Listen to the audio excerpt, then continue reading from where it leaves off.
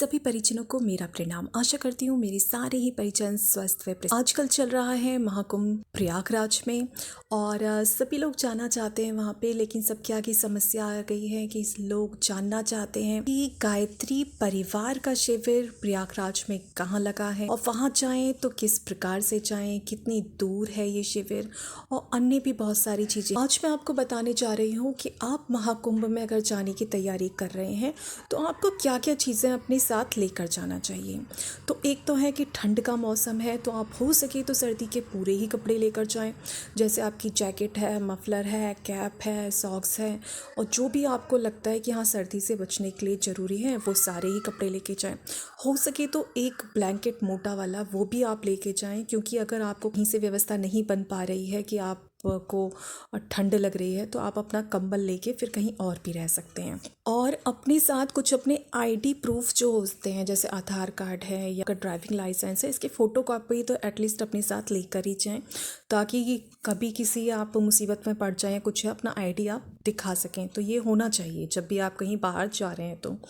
और अब जो पर्सनल हाइजीन की चीज़ें हैं वो आपको अपने साथ ले जानी चाहिए, जैसे कि पेपर सोप है, पेस्ट, टूथब्रश और अपना सोप है, शैम्पू है। ये जो अपने यूज़ की जो चीज़ें हैं, जो हाइजीन है, पर्सनल हाइजीन की चीज़ें हैं, ये आपको ज़रूर लेके जानी चाहिए। हो सके तो एक प्लास्टिक की शीट लेके जाइए, क्योंकि कुछ लोगों के साथ दिक्कत क्या आ रही है कि जो गद्दे होते हैं वो नीचे से, क्योंकि रेत गीली रहती है और ज़्यादा ही पास जो गंगा के हैं, तो वो गद्दे वगैरह भी थोड़ी सीलन सी उनमें आ जाती है। तो जहाँ आपके गद्दे होंगे उसके नीचे आप उसे बिछा सकते हैं।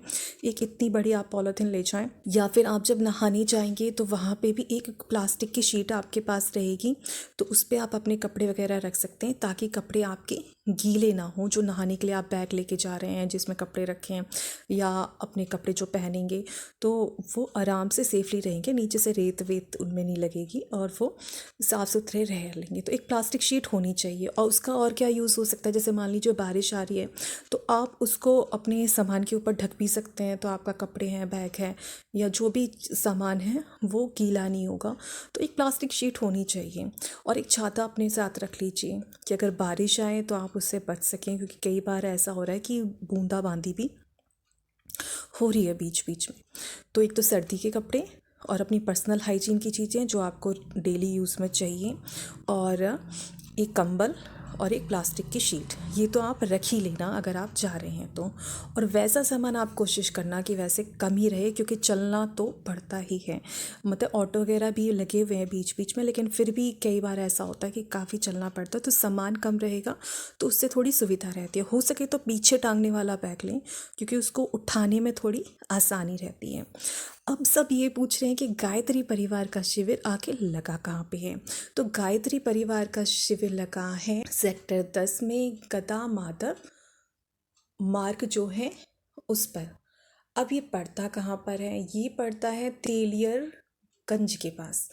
तो आपको करना क्या है, पहले मैं आपको बता दूं कि आखिर इसकी व्यवस्था कैसे की है। कि दोनों साइड पर, मतलब ये जो नदी बही, गंगा जी, यमुना जी, सरस्वती सारी मिल गई, तो इनके दोनों साइड के जो किनारे थे, 12 किलोमीटर के आसपास का जो एरिया है दोनों साइड का मिला के, उस पर 25 सेक्टर में जो सरकार है उसने इस पूरे भाग को बांटा है।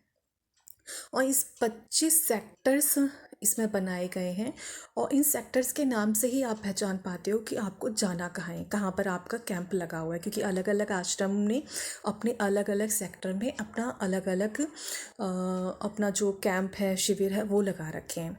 तो हमारा गायत्री परिवार का जो कैंप है ये सेक्टर 10 में है। 25 सेक्टर हैं, उसमें से सेक्टर 10 में हमारा गायत्री परिवार का शिविर है। और ये जो 25 सेक्टर हैं इनको 5 अलग अलग भागों में बांट दिया है। जो पहला भाग है उसमें सेक्टर 1 और 2 आता है, और जो दूसरा भाग है उसमें सेक्टर 5 आता है, तीसरे भाग में सेक्टर 6 से लेके सेक्टर 10 तक के हैं, जिसमें इसी में हमारा गायत्री परिवार का भी है, जो है नाग वासुकी मंदिर के पास लगे नाग वासुकी द्वार से लेकर तेलियरगंज शिखरपुरी तक हैं। तो ये जो तेलियरगंज है यहाँ पर गायत्री परिवार का शिविर हैं। और जो इसमें चौथा जो इन्होंने बांटा है वो है सेक्टर 11 से लेकर सेक्टर 22 तक, और छठवां जो बांटा है सेक्टर, ये है सेक्टर 23 से लेकर 25 तक। तो इस तरह से 5 भागों में इसको बांट दिया है महाकुंभ में 25 सेक्टर को। तो हमारा 6 से लेकर जो 10 तक वाला भाग है इसमें हमारा आ रहा है तेलियरगंज के पास। आप देखेंगे कि हमारा जो गायत्री परिवार का शिविर है ये सेक्टर 10 में है, गदा माधव मार्ग पर, बजरंग दास मार्ग क्रॉसिंग के पास, मोबाइल टॉवर एक वहाँ पे उसके पास।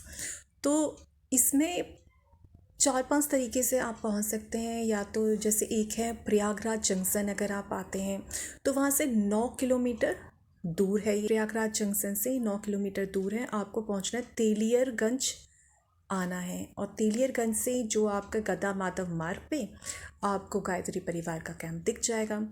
या दूसरा है आपका कोई अगर आपको रेलवे स्टेशन आपका पड़ता है सूबेदारगंज जंक्शन से अगर आप आते हैं तो यहाँ से 12 किलोमीटर दूर है तेलियरगंज, और तेलियरगंज के पास ही गदा माधव मार्ग पर गायत्री परिवार का शिविर। या तीसरा एक स्टेशन है छौकी सीओडी रेलवे स्टेशन, इससे तेलियरगंज आपको आना है, और तेलियरगंज यहाँ से पड़ेगा इस स्टेशन से 20 किलोमीटर दूर। या फिर अगर आप बस स्टैंड से भी तेलियरगंज आ सकते हैं। और अगर आप चाहते हैं कि भीड़ भाड़ ज़्यादा ना मिले तो आप भीड़ भाड़ से अगर आपको बचना है तो आप तेलियरगंज आपको आना होगा। तो तेलियरगंज के लिए आपको क्या करना, महदौरी पुलिस चौकी आना है। आपको तेलियरगंज की जो महदौरी पुलिस चौकी है वहाँ आएँ, और वहाँ से गंगा तट रोड से सेक्टर 10 आएँ। वहाँ से गंगा तट रोड होते हुए आप सेक्टर 10 पहुँचेंगे। इंटरलॉकिंग रोड के पास है ये, और यहाँ से गदा माधव मार्ग पर आप आ जाइए। तो ये एक थोड़ा आइडिया था कि आपको मेनली क्या करना है। आप जिस भी रेलवे स्टेशन पर उतर रहे हो वहाँ से आपको तेलियरगंज आना है। तेलियरगंज जो है यहाँ से फिर आपको सेक्टर 10 जाना है गदा माधव मार्ग पर, और यहाँ पे आपको मिल जाएगा गायत्री परिवार का शिविर।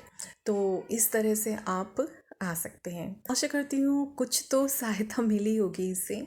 और मैं आपको बता दूँ आपकी गायत्री परिवार के जो शिविर हैं यहाँ पर समयदान के लिए लोगों को बुलाया गया है। वहाँ भी कैंप लगे होंगे, वहाँ भी एक काउंटर होगा, वहाँ जाके आप पूछ सकते हो कि क्या समयदानियों की व्यवस्था है। यहाँ रुकने की व्यवस्था तो है वहाँ पे रुकने की, पर यह कि समयदानी बीच में काफ़ी ज़्यादा आ रहे थे तो वहाँ पर रहने के लिए सबकी व्यवस्था नहीं हो पा रही थी। तो इसलिए बीच में ऑर्डर आए थे कि शांति कुंज से पहले परमिशन लेंगे तो उसके बाद ही वहाँ समयदानियों को रुकने के लिए मतलब वहाँ परमिशन मिलेगी, क्योंकि पहले से ही समयदानी काफ़ी थी। तो जैसे कुछ लोग आते हैं 2 दिन का समयदान दे रहे हैं, कुछ 4 दिन का, कुछ 10 दिन का। तो हो सकता है जिस टाइम आप पहुँचे तो उस टाइम समयदानी की जगह खाली हो, तो हो सकता है उस समय आपको रहने का मौका मिल जाए। तो वहाँ जो भी काउंटर लगा हो, पूछताछ केंद्र बना हो उस शिविर के अंदर, वहाँ जाके आप पता कर लीजिएगा, क्या पता आपको वहाँ रुकने की व्यवस्था भी हो जाए। क्योंकि शांति कुंज के जो टेंट्स लगे हुए हैं वहाँ पे गद्दे और कंबल दोनों ही चीज़ प्रोवाइड की जा रही है। तो आप वहाँ जाके व्यवस्था तो एक बार ज़रूर देखें, हो सकता है आपको रुकने का मौका मिल जाए, हो सकता है ना भी मिले अगर भीड़ ज़्यादा हो गई तो। और एक और बात मैं आपको बताना चाह रही हूँ कि जैसा कि मुझे पता चला है कि जो भी शाही स्नान होते हैं, जो मुख्य तिथियाँ होती हैं जहाँ पे साधु सन्यासी बहुत ज़्यादा अमृत स्नान जिन दिनों का, जिन तारीखों का माना जाता है, तो वहाँ पर उन दिनों में भीड़ बहुत ज़्यादा होती है।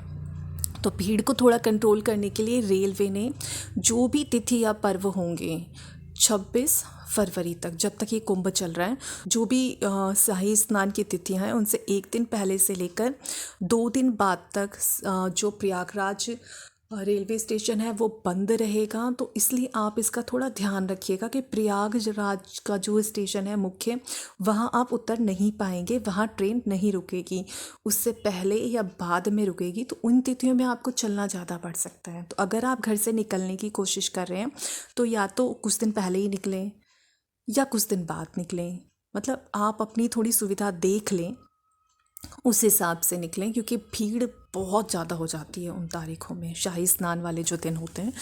और बाकी तो सुविधाएं काफ़ी हैं, भंडारे की कोई दिक्कत नहीं है, जगह जगह भंडारे चल रहे हैं। गायत्री परिवार के शिविर में सुबह रोज डेली जब तक कुंभ रहेगा रोज 51 कुंडीय यज्ञ होगा, और यज्ञ के बाद भोजन प्रसाद वहाँ पर है ही।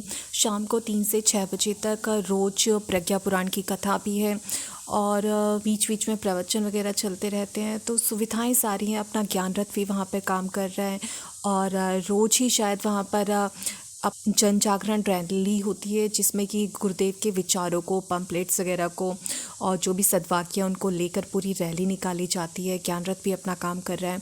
और साथ ही वहाँ पर अपनी जो भारतीय संस्कृति है उसकी एक प्रदर्शनी लगी हुई है, व्यसन मुक्ति के ऊपर प्रदर्शनी लगी हुई है। तो काफ़ी सारे कार्य वहाँ पर गायत्री परिवार के हैं। तो अगर आप जा रहे हैं तो अपने गायत्री परिवार के शिविर में ज़रूर जाएं। वहाँ जो जो एक्टिविटीज़ हो रही हैं उनमें आप भाग भी लें, यज्ञ में भाग लें, कथा भी सुने, प्रज्ञा पुराण की कथा, और पूरी प्रदर्शनी वगैरह देखें। परम पूज्य गुरुदेव ने जो 3000 से ज़्यादा पुस्तकें लिखी हैं उन सब का एक साहित्य स्टॉल भी वहाँ पे लगा हुआ है। आप वहाँ पर जाकर गुरुदेव की लिखी पुस्तकें आदि जो सामान है वो भी आप वहाँ से ख़रीद सकते हैं। तो आप हो सके तो गायत्री परिवार के शिविर में अवश्य ही जाएं। वहाँ पर जो भी चीज़ें लगी हुई हैं उनका आप आनंद ज़रूर लें, और इस महाकुंभ में आपको कोई परेशानी ना हो इसलिए मैंने ये वीडियो बनाई है, और शायद इससे आपको कुछ सहायता अवश्य ही मिली होगी। अगर आपको वीडियो अच्छी लगी हो तो please like, share and subscribe, ताकि और लोगों को भी गायत्री परिवार के शिविर के बारे में जानकारी मिल सके। सभी को प्रणाम। जय गुरुदेव, जय श्री राम।